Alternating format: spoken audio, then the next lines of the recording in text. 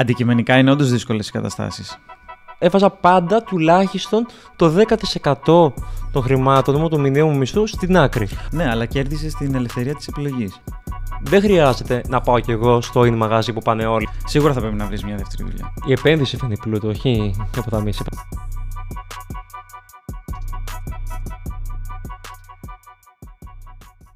Καλησπέρα φίλες και φίλοι. Καλώς ήρθατε σε ακόμα ένα επεισόδιο One% Podcast. Είμαι ο Περικλής. Καλησπέρα φίλες και φίλοι, είμαι ο Μορφέας. Και σήμερα θα μιλήσουμε για την αποταμίευση. Μορφέα, τι είναι για σένα η αποταμίευση? Καταρχάς θεωρώ ότι η αποταμίευση είναι αλληλένδετη με το κομμάτι της αυτοβελτίωσης.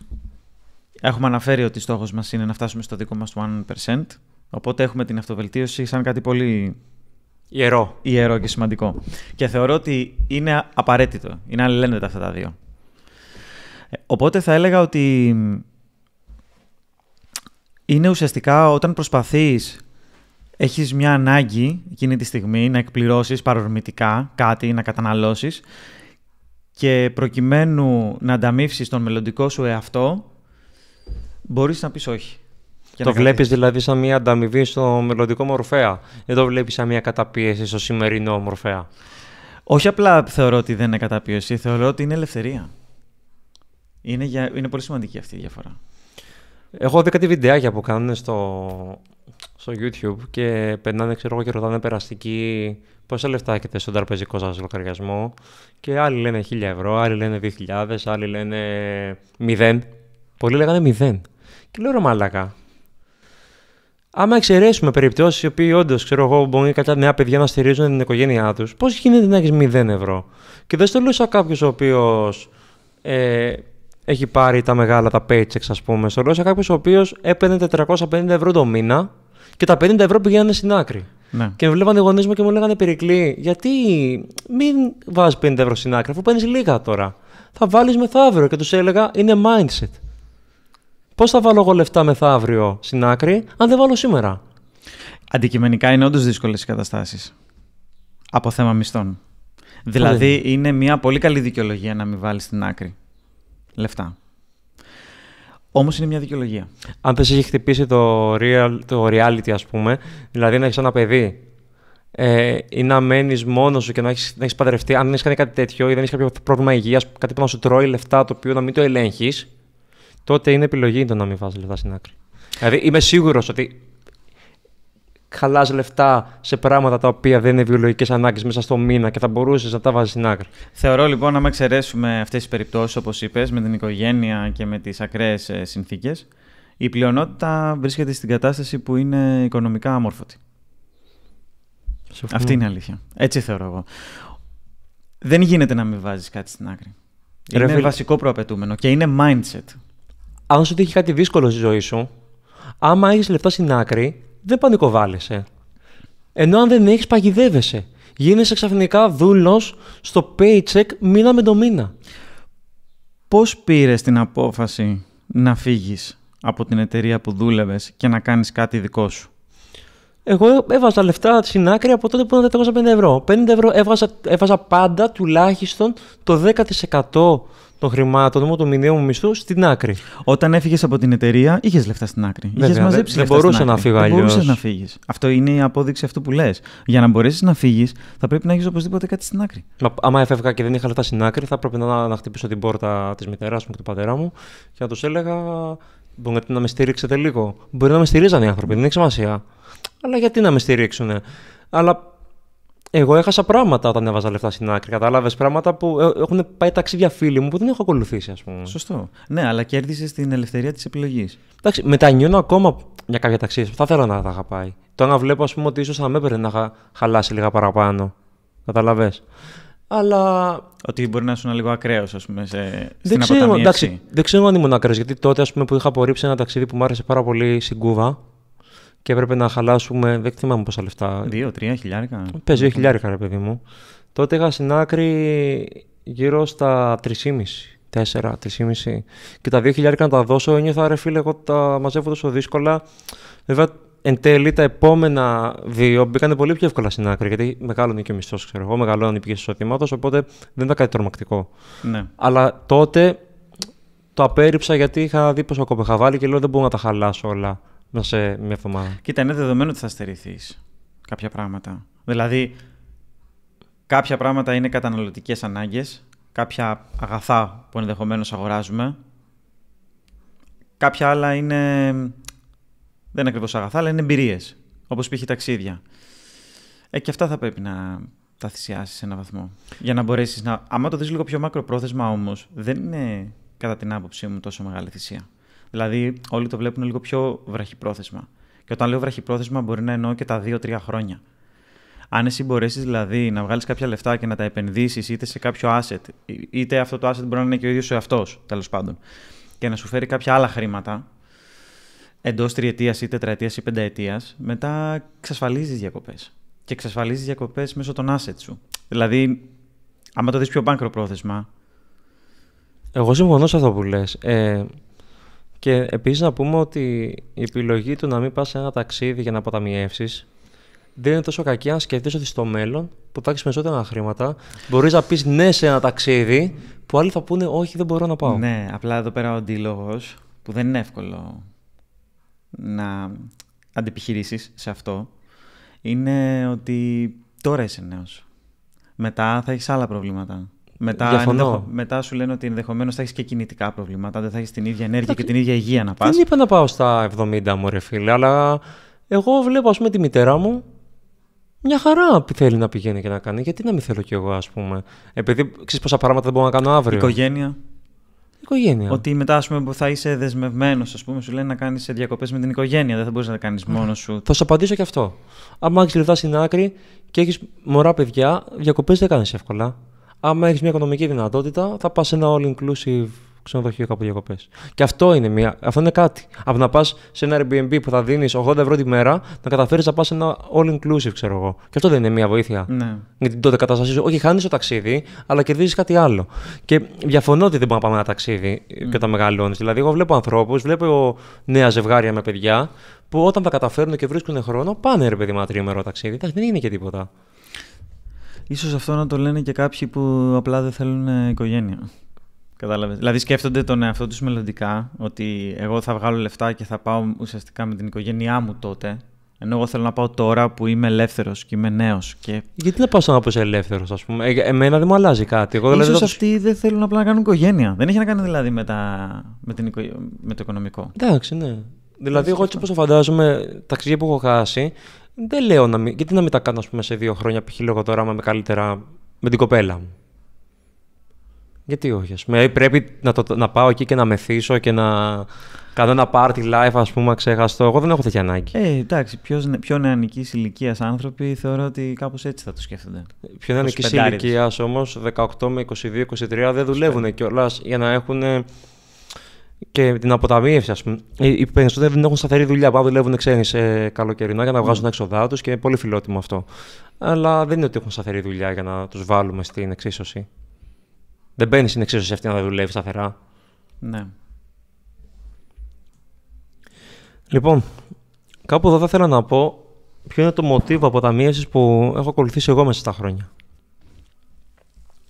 Έχω ξεκινήσει λέγοντας ότι θα βάζω πάντα το 10% του μισθού μου, του καθαρού μισθού μου, στην άκρη κάθε μήνα.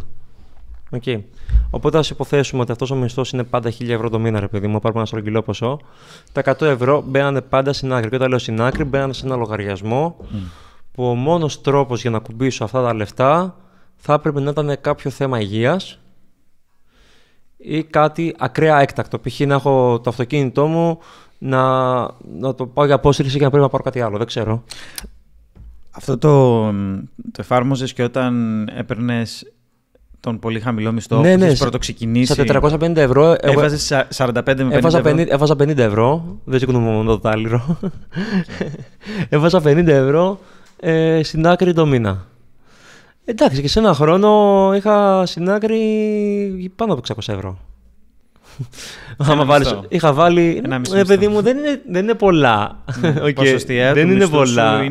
Είναι καλά. Αλλά ναι, ρε παιδί μου, το mindset που έχτισα ώστε να έχω την πειθαρχία να το κάνω αυτό και όταν θα είχα περισσότερα λεφτά με βοήθησε πάρα πολύ. Στα 1.000 ευρώ βάζεις 100 ευρώ στην άκρη. Εγώ το πήγα και ένα βήμα παραπέρα κάποια στιγμή. Είχα διαβάσει κάποια βιβλία, τα οποία ήταν οδηγός για μένα για την αποταμίευση. Και δεν θυμάμαι ποιο βιβλίο ήταν. Ήταν ή ο πλούσιος μπαμπάς, φτωχός μπαμπάς, ή ο πιο πλούσιος άνθρωπος ο Βαβυλώνας, νομίζω. Νομίζω από τα δύο ήταν που το λέγει αυτό. Και σου έλεγε ότι πρέπει να υπολογίζεις και τα μακροχρόνια σου έξοδα. Δηλαδή, τι θέλω να πω. Αν έχεις μια σταθερή δουλειά 9 to 5, παίρνεις 1.000 ευρώ το μήνα. Έχεις αυτοκίνητο. Οπότε τι έξοδα έχεις? Έχεις το σέρβις, έχεις το κταίο. Εγώ υπολόγιζα. Ασφάλιση. Έχεις ασφάλιση. Εγώ υπολόγιζα, ας πούμε, και τα λάστιχα του αυτοκινήτου, ότι τα αλλάζω, ας πούμε, μία φορά στα 2 χρόνια π.χ. Οπότε έβαζα και αυτό το έξοδο 150 ευρώ. Έβαζα ότι μπορεί να χρειαστώ. Εγώ βασικά χρειαζόμουν, επειδή εγώ πάντα ξέχασα τα αλάρμα αναμένα, χρειαζόμουν κάθε χρόνο 1 με 2 μπαταρίες στο αυτοκίνητό μου. Οπότε υπολόγισα στα έξοδά μου, ξέρω εγώ, και 150 ευρώ για μπαταρία. Ότι θα έχεις και κάποια. Ναι, ρε παιδί, ότι θα το ξεχάσεις σίγουρα κάποια στιγμή. Οπότε θα πρέπει να πας να αγοράσεις μπαταρία αυτοκινήτου. Υπολόγιζα δώρα γενεθλίων για τους γύρω μου, για τα αγαπημένα μου πρόσωπα, ότι θα πάω και θα πάρω, ξέρω εγώ, με τόσα λεφτά στο περίπου. Στο περίπου, βέβαια. Κατά μέσο όρο. Βέβαια. Πόσα περίπου δώρα, ας πούμε, σου βγαίνει κατά μέσο όρο να παίρνεις, ας πούμε. Ακριβώς. Έβαζα λεφτά που χάλαγα στα γενέθλιά μου, όταν έκανα με τους φίλους μου να κεράσω ένα φαγητό και τέτοια. Υπολόγιζα διακοπές.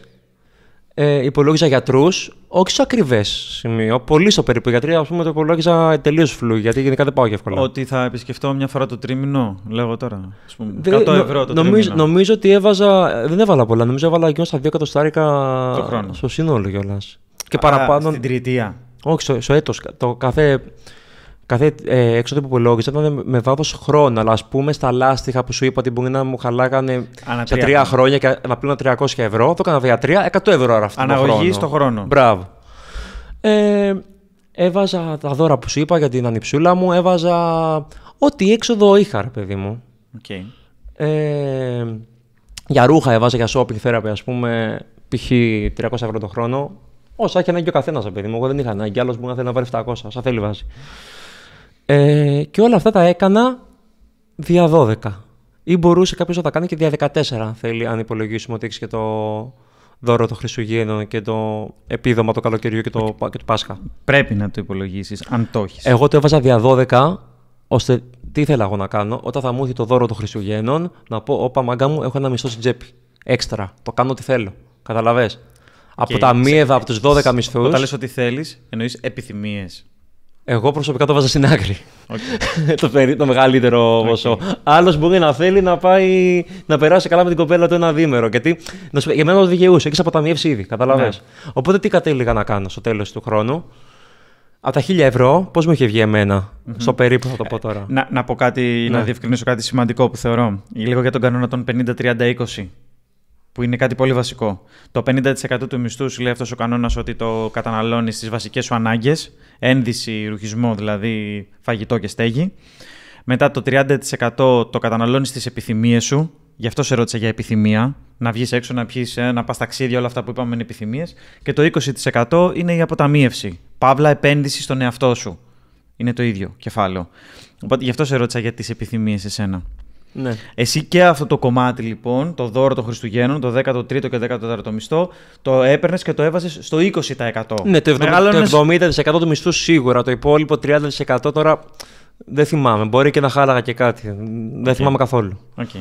Το βρίσκω πολύ πιθανό. Αλλά γιατί το βρίσκω πιθανό, γιατί εγώ έπαιρνα. Άρα εσύ, συγγνώμη, ήσουν πάνω από το 10% που λες.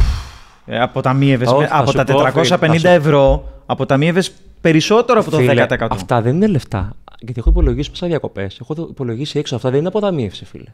Αυτό είναι οργάνωση των εξόδων μου. Για να μπορέσω να κάνω την αποταμίευση. Το να πάρω δώρο για την ξαδερφούλα μου δεν είναι αποταμίευση. Το να πάω διακοπές δεν είναι αποταμίευση, είναι έξοδο. Το να φτιάξω το αυτοκίνητο μου αν χαλάσει που υπολόγιζα 300 το μήνα ζημιά. Γιατί είναι και γερμανικό. Ναι. Και χαλάει, μην παίρνετε γερμανικά. Ναι. Δεν είναι, ρε φίλε, αποταμίευση, είναι έξοδο. Okay. Οπότε υπολόγιζα τα μακροχρόνια μου έξοδα. Είχα υπολογίσει, μου βγαίνανε γύρω στα 2 εκατοστάρικα το μήνα. Οπότε από τα 1.000 ευρώ, ας πούμε, έπεφτα κατευθείαν στα 800 ευρώ. Και μετά έπαιρνα το 10% των 1.000 ευρώ και το έβαζα στην άκρη. Τώρα έχουμε φύγει βέβαια από την εποχή που δούλευες με τα 450 ευρώ. Τώρα μου μιλάς για μισθούς 1.000 ευρώ. Εγώ αυτό ξεκίνησα να το κάνω, για να λέμε και την αλήθεια, ξεκίνησα να το κάνω όταν έπαιρνα Γύρω στα 9 εκατοστάρικα καθαρά το μήνα. Okay. Εγώ τότε ξεκίνησα να το κάνω. Εντάξει, έχει διαφορά. Έχει διαφορά. Μια διευκρίνηση λοιπόν. Αυτό που είπες όταν λοιπόν εσύ έβγαζες μισθό 400-500 ευρώ, εκεί έβαζες στην άκρη 50 ευρώ. Σωστά. Το 10% μόνο και τέλος. Και τέλος. Ναι. Όλο αυτό τον προγραμματισμό των εξόδων σε βάθος τριετίας με αναγωγή ανά έτος, το έκανες με έναν μισθό των 900 ευρώ. Σωστά. Σε αυτή την περίοδο έπαιρνα 900 ευρώ τα ξεκίνησα. Αλλά να πούμε πίσω ότι άμα παίρνεις 450 ευρώ, δεν μπορείς να υποστηρίξεις όλα τα υπόλοιπα. Ναι. Δεν είχα ξεχωριστό budget για διακοπές, δεν είχα έξοδα αυτοκινήτου, πήγαμε με τα μέσα. Δεν είχες αυτοκίνητο. Όχι. Okay. Εντάξει, έπαιρνα τον πατέρα μου, τα χρειαζόμουν, ρε παιδί μου. Είχα αυτή τη βοήθεια. Ναι, δεν αλλά δεν ήταν δικό μου. Δεν το συντηρούσες. Μπράβο, δεν το συντηρούσα, ούτε το έπαιρνα όποτε ήθελα. Okay. Στη δουλειά έβγαινα, ας πούμε, με τα μέσα. Οπότε τι γίνεται. Στα 900 ευρώ, όταν ξεκίνησα από τα 900 ευρώ, ξεκίνησα να κάνω και την αποταμίευση. Οπότε τι μου έβγαινε, από τα 900-950, τα 200 ευρώ περίπου μου φεύγανε σε μακροχρόνια έξοδα, όπως είναι οι διακοπές, το αυτοκίνητό μου κτλ. Όπως είπαμε. Και άλλα 100 ευρώ, το 10% του μισθού μου, το έβαζα στην άκρη. Η άκρη τι ήτανε? Η άκρη είναι για λεφτά επένδυσης, η άκρη είναι για άμα πάθω κάτι να έχω λεφτά στην άκρη.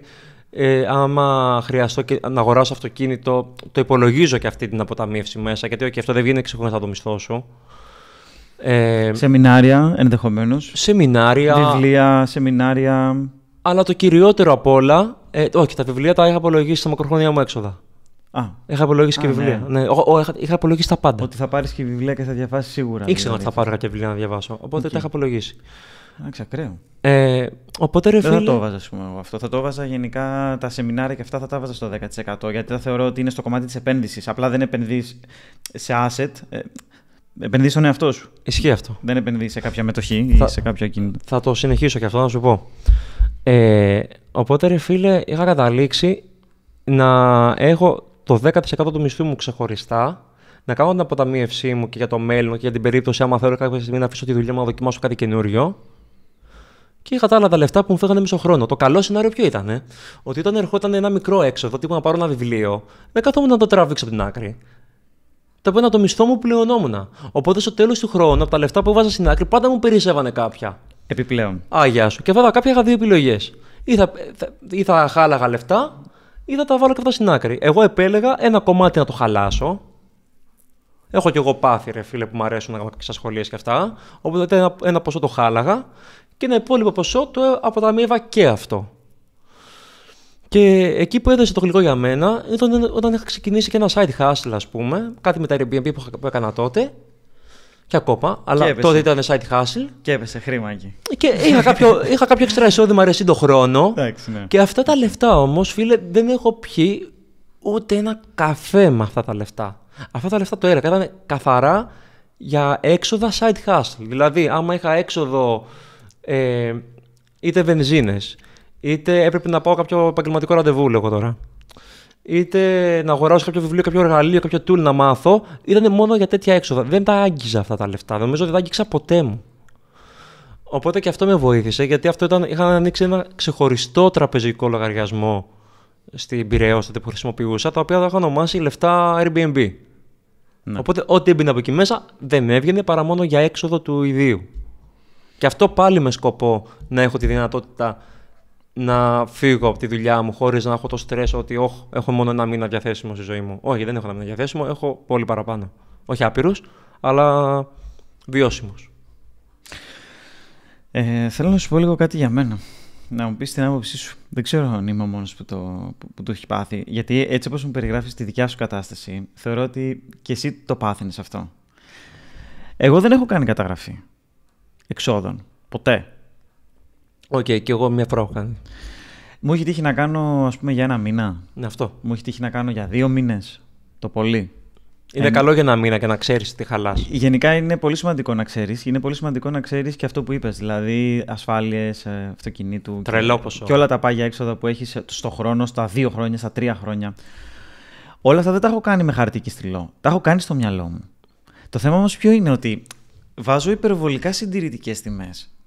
Και τελικά καταλήγω στο εξής παράδοξο, να πέφτω ψυχολογικά γιατί δημιουργώ υπέρογκα ποσά ως πάγια έξοδα, το οποίο δεν ισχύει. Δηλαδή είναι το άλλο άκρο. Βάζεις δηλαδή ότι νομίζεις ότι έχεις πολύ περισσότερα πάγια έξοδα από ό,τι έχεις. Ναι.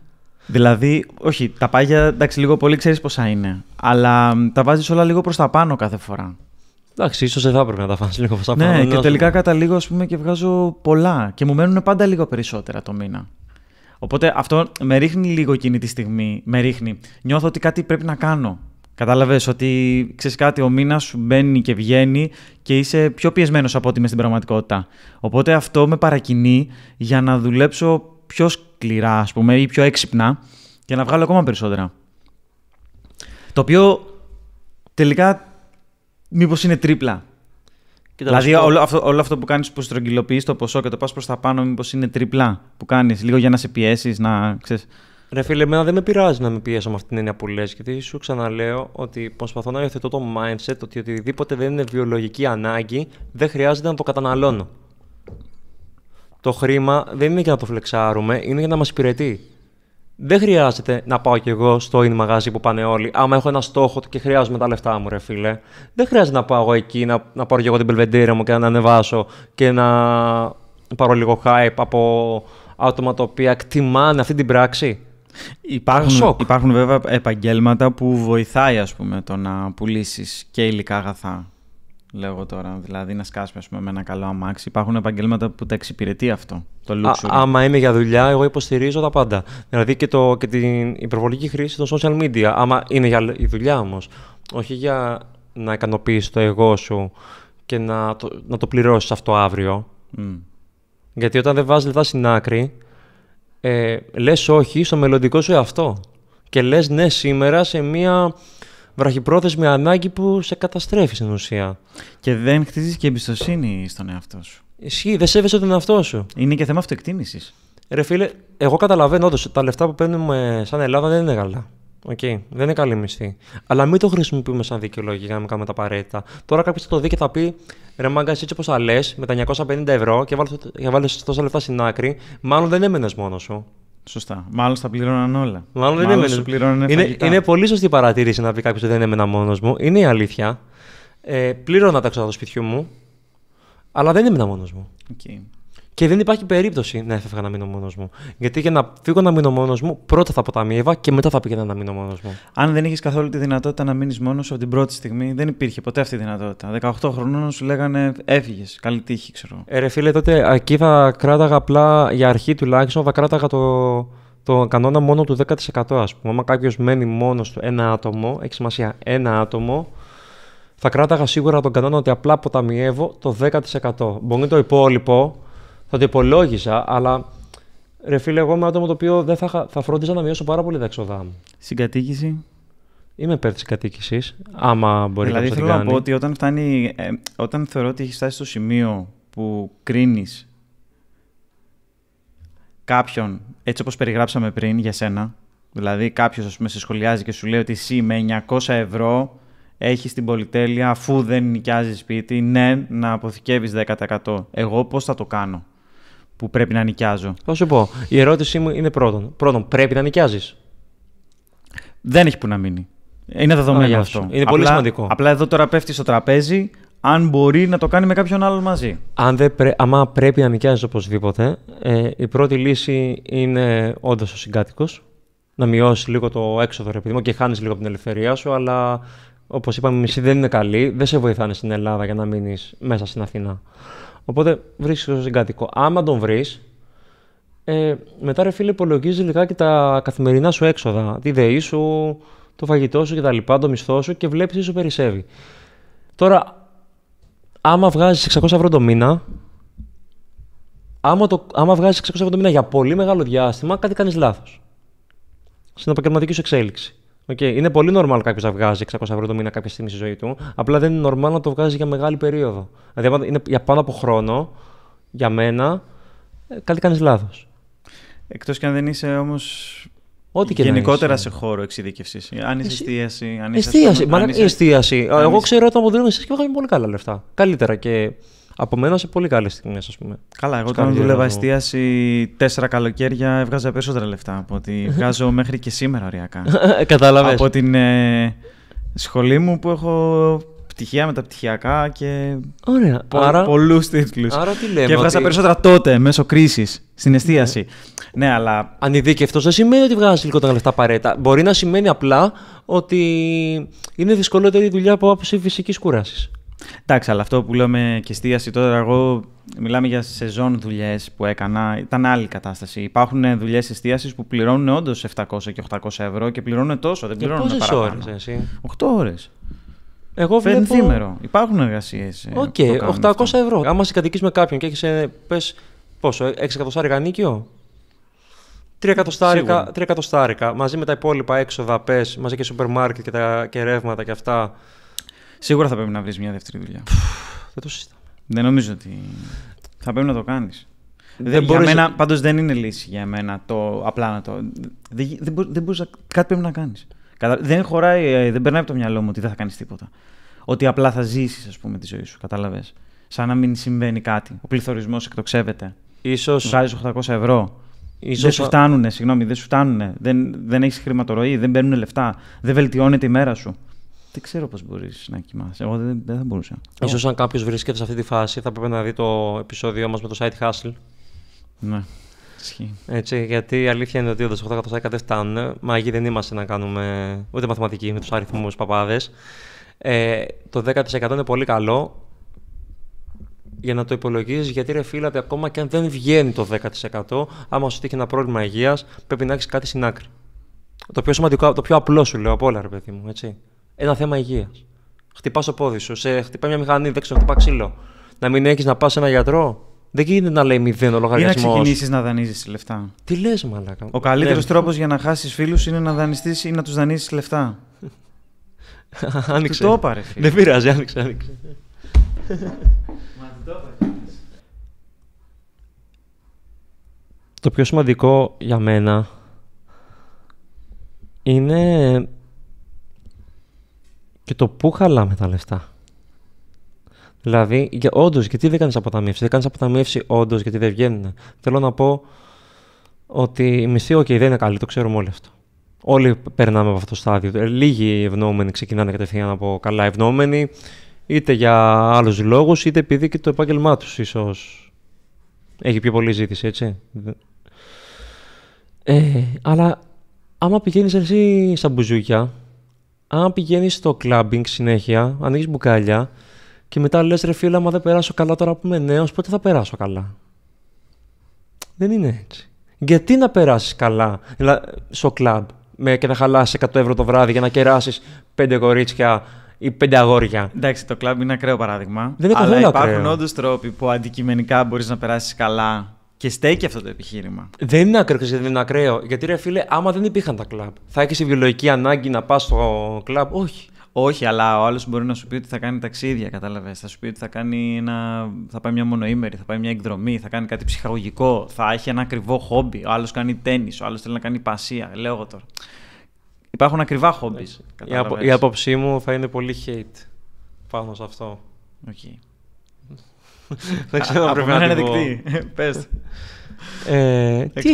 Τι έχεις κάνει για να μπορείς να έχεις αυτό το επίκτητο δικαίωμα να πηγαίνεις ταξίδια, να κάνεις υπασία, να κάνεις αυτά τα ακριβά χόμπι.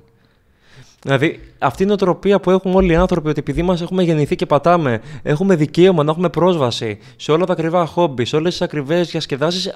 Σε όλες τις επιθυμίες μας. Πώς γίνεται αυτό? Το μόνο επίκτητο δικαίωμα που έχουμε είναι η επιβίωση και η επιβίωση βασικά. Επίκτητο δικαίωμα δεν είναι, και αυτό το δουλεύεις δηλαδή. Αλλά θέλω να πω ότι το επίκτητο δικαίωμα είναι ο ήλιος. Να κάθεσαι κάπου που να έχει μια φύση, ας πούμε, και να περνάς καλά. Να κάνεις μια βόλτα. Το να πάω να κάνω υπασία ή σερφ.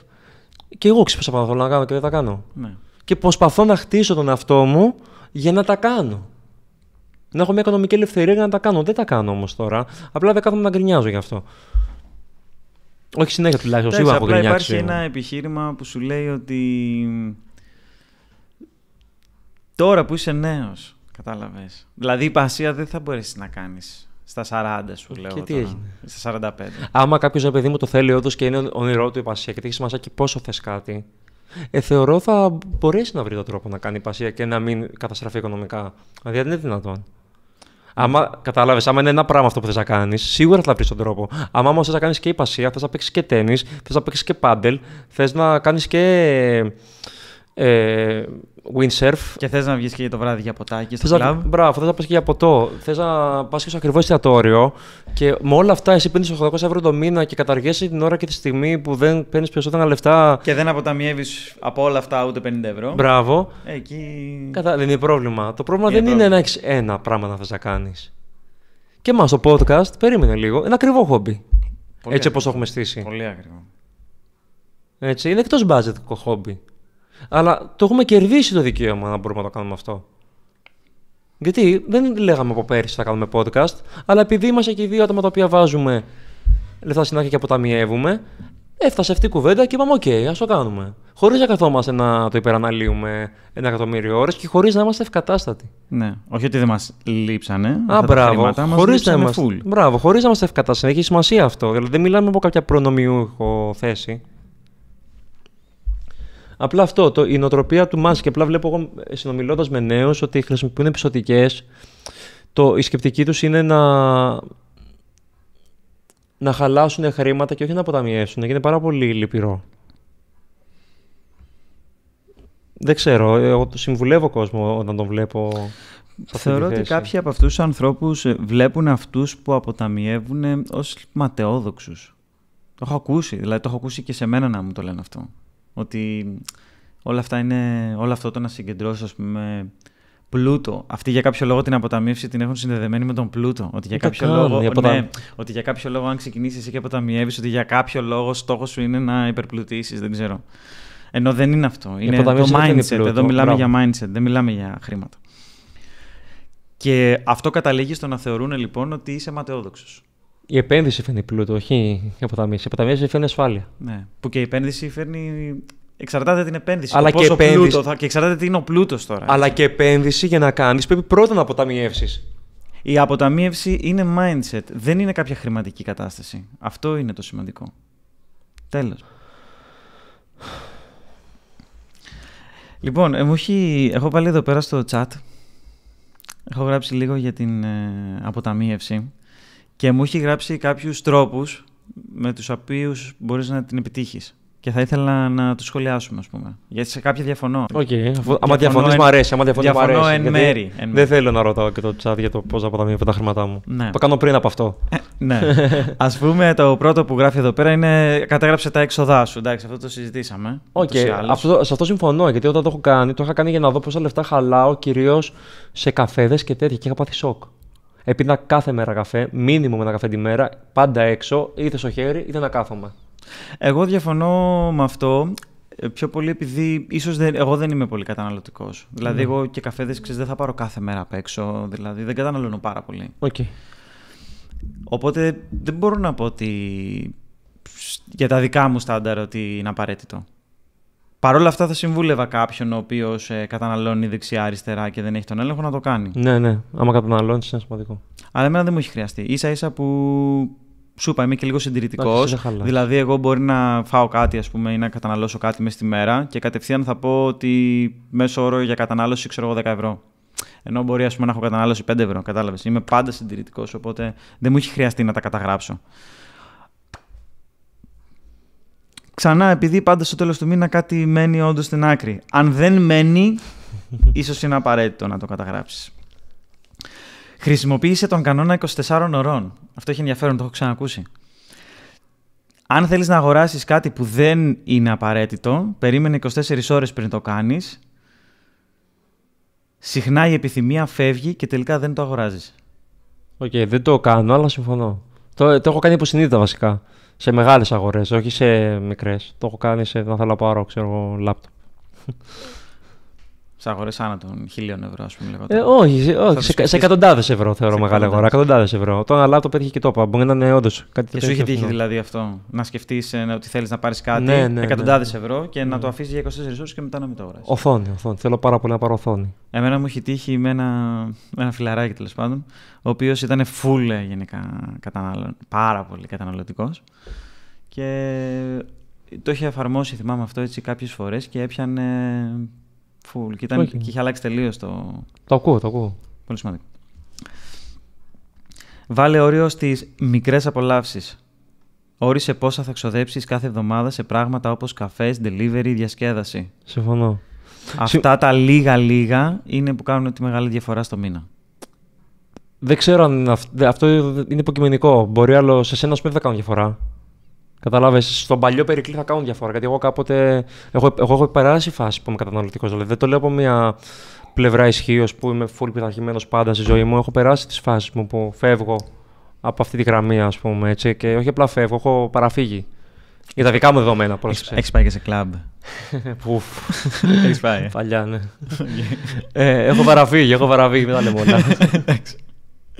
Τα κράζω επειδή δεν τα έχω κάνει. Άμα δεν τα είχα κάνει και δεν ήξερα πώς είναι και δεν ήξερα τι λεφτά χάλαγα εκεί μέσα και γιατί τα χάλαγα, δεν θα το κράζα, κατάλαβες. Ναι. Το κράζω δεν θα έχεις τόση αυτοπεποίθηση να μιλάς γι' αυτό. Όχι, το κράζω γιατί έχω πιάσει τον εαυτό μου να χαλάω λεφτά για να καταναλώσω αλκοόλ και για να είμαι πιο αρεστός σε αυτόν τον χώρο, ξέρεις, και να δείχνω ότι είμαι πιο κουβαρντάς και μάλακα είναι να πάρε φόρα και πήτα το παράθυρο, ας πούμε, η φάση. Ναι. Δεν αξίζει, είναι πέταμα χρημάτων. Αλλά οκ. Δεν, εντάξει. Αμαρτίες όλοι κάνουμε. Ναι. Το θέμα είναι να μπαίνουμε σιγά σιγά στο μάτι το σωστό και να βελτιωνόμαστε. Δεν λέμε ότι γεννιέσαι και είσαι πειθαρχημένος και θεός και όλα σωστά. Κανένας. Ένα από τα βασικά λάθη που κάνουμε όταν είμαστε μικροί. Βλέπουμε κάποιον και νομίζουμε ότι έτσι γεννήθηκε. Ακριβώς, όχι. Ενώ δεν έχει γεννηθεί έτσι, φίλε. Ήταν ένας φυσιολογικός άνθρωπος. Φυσιολογικός συνεχίζει να είναι, αλλά όλη αυτή η αυτοπεποίθηση και όλη αυτή η ενέργεια που νιώθεις έχει χτιστεί. Δεν δημιουργήθηκε. Σωστά. Κανέναν δεν δημιουργήθηκε. Είμαι πολύ υπέρ της άποψης ότι φάει τα μούδρα σου 100 φορές, ας πούμε, για να μάθεις. Δηλαδή, δοκίμασε πολλά πράγματα και να αποτύχεις. Δεν πειράζει, ακόμα και αν αυτό είναι ο τρόπος διασκέδασής σου.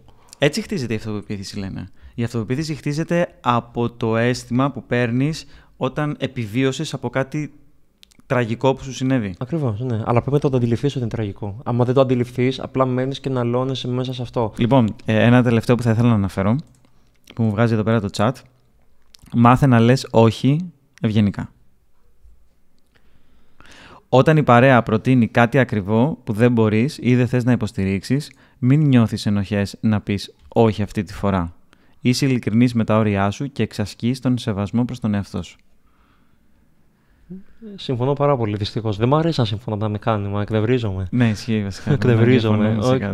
Συμφωνώ πάρα πολύ με το ChatGPT. Ναι.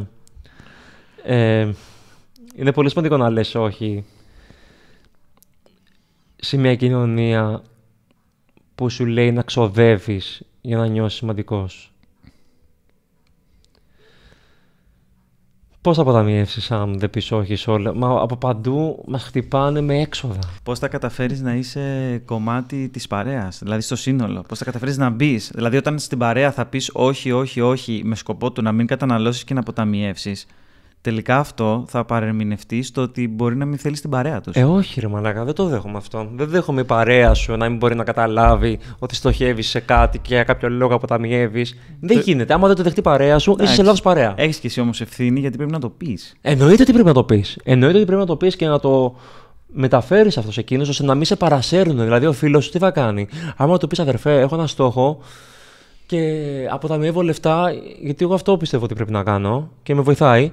Και εκείνος μετά σου λέει κάθε Σάββατο, έλα εκεί, έλα εκεί, έλα εκεί, ενώ ξέρει ότι για σένα σε φαίνει σε δύσκολη θέση, γιατί οικονομικά δυσκολεύεσαι για τον οποιοδήποτε λόγο.